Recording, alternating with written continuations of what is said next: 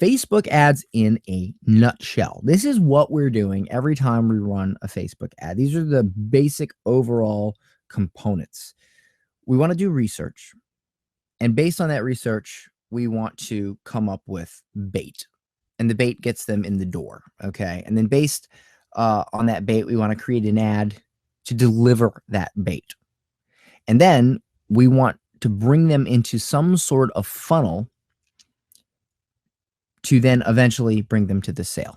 Okay. So it's a step-by-step process to go from the ad to the sale. But this is the psychology and the strategy behind what we're doing. We research things, we create bait based on the research, we then create an ad to deliver and offer the bait to hook your customer, get them in. Once we get them in, we put them in the funnel, they go through the funnel, and then we hit the sale. Okay, so let me explain this a little further. The research, what do they really care about? If you think you know already, just slap yourself because you don't. Okay. And I think through the students I've had so far, we've already kind of set the bar here, and we've known that nobody really knows their customer unless they do the research. Okay. I've had multiple students try to create their bait and everything based on what they think they know, and it doesn't work. And then when they do the research, they find out something totally different. All right. So do the research. If you skip this part, you will fail. I promise you. And if you don't fail, you're just friggin' lucky. Okay. So what do your customers really care about? Or if you're running ads for your local, for like local clients, or whatever, then, what do their clients care about? What is their number one problem? Okay. And I'm going to show you how to do all this, but what is their number one problem? What is it? All right. What is their number one desire? What is it? What is the number one thing they want to know or have? Now, I'm going to teach you how to do this research and how to effectively find this stuff out for sure. But for right now, I'm just going to let you know that this is what you need to do. That lesson comes after this introductory lesson. All right. So once we figure out their number one problem, their number one desire, and this should be similar or a complementary, what is the number one thing they want to know or have? That's when we create the bait. But we got to ask ourselves, will our bait work? Okay. The bait is based on the research. We want to give them that. We want to give them the number one thing they want to know or have. But will it work? So that's where we come here. Do they really want our bait? Did we really get the research right? Do they really want that thing? Because if they really want it, it should work, as long as you are credible enough to deliver it where they know that what you're giving away is legit. And obviously, you need to be, the higher up on the value scale, the more credible you need to be. For an ice cream cone or a restaurant, you don't really need much credibility. In fact, you need almost zero. So again, you need more credibility as you go up the value scale. And then, are you entertaining? Now, you always need this, okay? Again, the 9 seconds. You have to be a little bit entertaining because you have to get their attention within 9 seconds. Again, the higher up the value scale, the more important it becomes. But overall, you got to be a little bit entertaining or engaging to get people's attention so they actually look at your ad and read the rest of your ad and figure out what your bait actually is. If you don't catch them on that initial few seconds, they're never even going to read the rest of your ad. So you're going to sit there and go, well, what about my ad copy and all? It doesn't matter. You're not getting their attention to where they can actually read it anyway. Okay, so it might not be your copy. Maybe you're just not engaging enough. All right, that's something to think about. All right, let's move on to the ad. In the ad, you need to make sure you hit all the points. You need to show your credibility or results. Again, this is required on the higher end of the value scale. On the very, very low end, it's really not required at all. So you need to demonstrate these. You need to mention the pain or the desire or both, preferably both. Okay. And you need to use the most engaging ad type you can. So if you are really good on camera, you need to do video. If you suck on camera, well, maybe you should do image carousel or or a slideshow video ad, which is new. I'm not going to get super into that. I'm not going to really talk about those different ad types yet.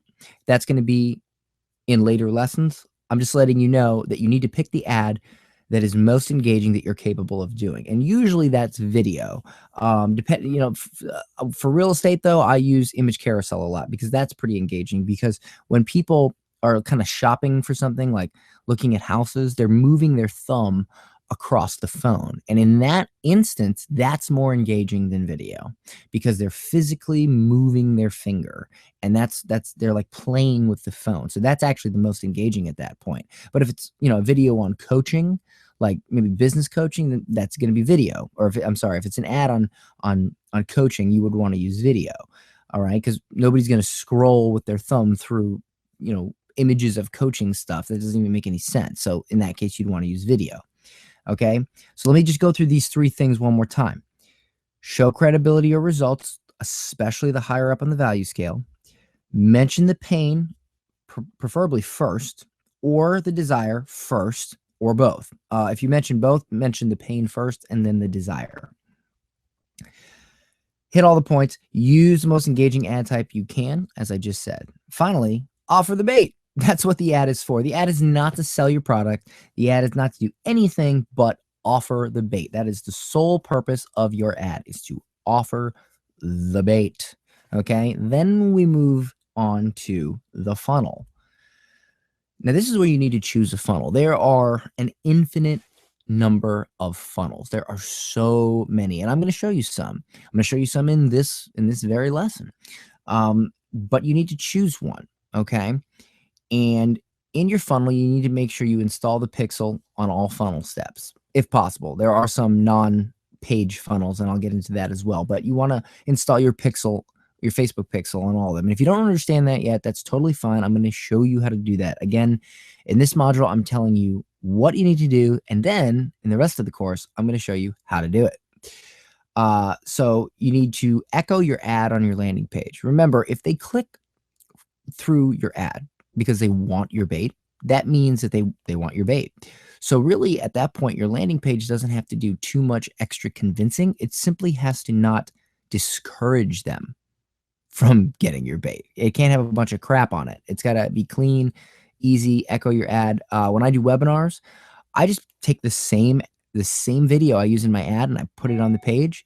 And then I have this big, I just have this big button that says, sign up for the webinar, or reserve your spot, or whatever it is.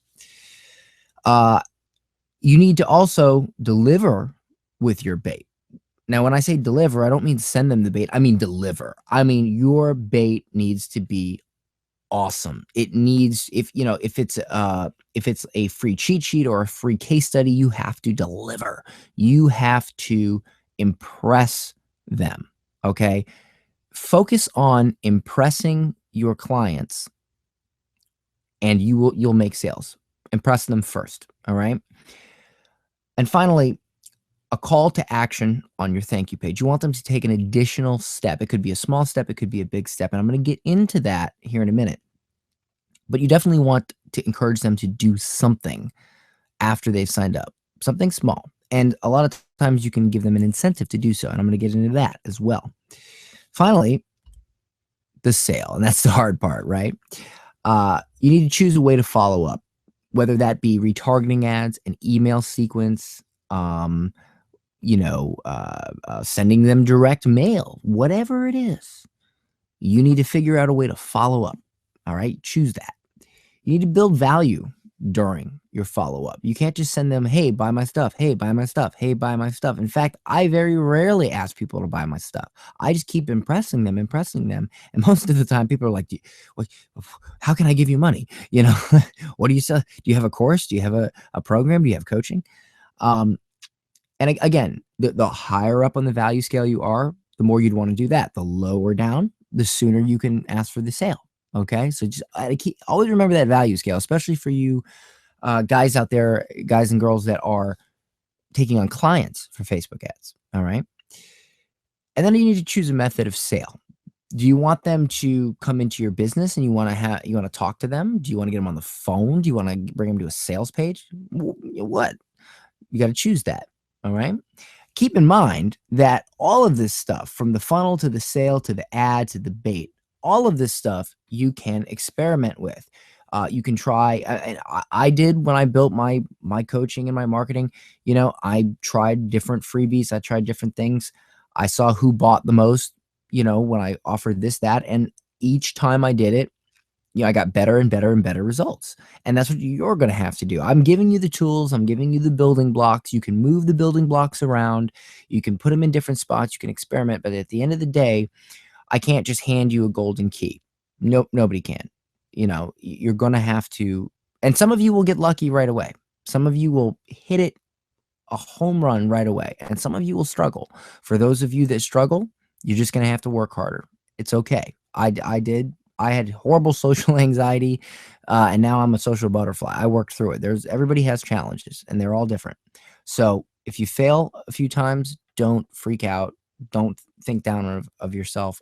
I did too, and I eventually got through it.